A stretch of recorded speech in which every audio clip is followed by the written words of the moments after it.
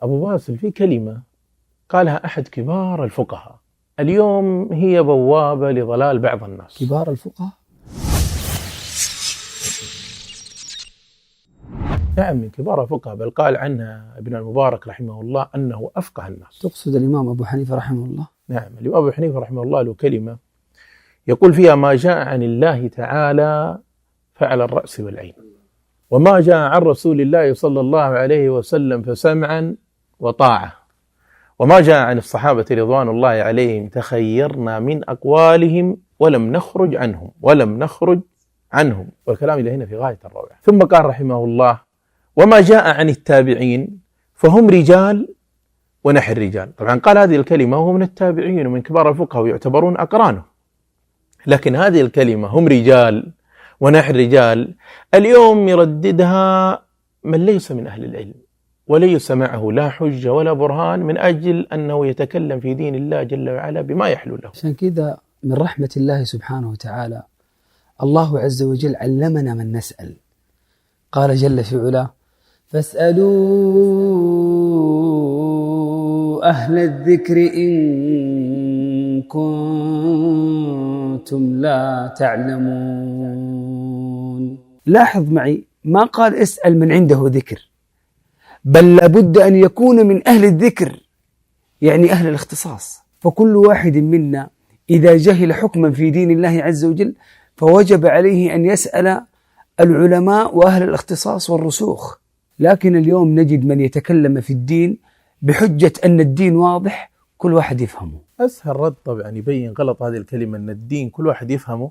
لو جينا نبغى نطبقها على أي علم من العلوم راح تجد كل العقلاء يعرضونك، ما في أحد يعني راح يقبل كلام غير المختصين في الفلك أو في الفيزياء أو في الطب. وهل في أحد يقبل إنه كهربائي يجري عملية قلب؟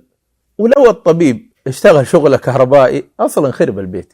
طيب إذا كنا نحن في طب الأبدان ما نقبل إلا كلام ورأي كبار الاستشاريين، وطبعا هذا شيء محمود وطيب ولنفسك عليك حقا، قطعا سنفلح وسنفوز إذا كنا ما نقبل في طب الأديان إلا رأي العلماء الموثوقين الذين تبرأ بهم الذمة عند الله جل وعلا. لكن أحيانا يصير في التباس، الواحد ما يقدر يميز، يظن أنه كل مثقف أو واعظ هو أهل الفتوى. الإجابة عن هذا الإشكال بقاعدة ذهبية ذكرها ابن سيرين رحمه الله، كان يقول: إن هذا العلم دين فانظروا عمن تأخذون دينكم. يعني قبل السؤال عن الفتوى ينبغي عليك أن تسأل من هو المفتي، وليس في فتواه مفتي متبع ما لم يضف للعلم والدين الورع. ولذلك كان الشافعي رحمه الله يقول: رضيت بمالك حجة بيني وبين الله. يعني إذا سألوا الله جل وعلا يوم القيامة لماذا سألت مالك، فيقول: سألته لأنه كان من أهل العلم الموثوقين. فبماذا سنجيب نحن يوم القيامة إذا سألنا الله عمن أخذنا ديننا؟ والأخطر من هذا التساهل بالكلام في دين الله عز وجل بغير علم، لأن الله جعل التكلم في دين الله عز وجل بغير علم فوق مرتبة الشرك بالله جل وعلا. قال الله جل وعلا في سورة الأعراف: قل إنما حرم ربي الفواحش ما ظهر منها وما بطن والإثم والبغي بغير الحق وأن تشركوا بالله ما لم ينزل به سلطانا وأن تقولوا على الله ما لا تعلمون. فمن أعظم الموبقات والذنوب الكبار التي يلقى بها العبد ربه يوم القيامة أن يتكلم في دين الله عز وجل بغير علم. سقف من النور آيات مرتلة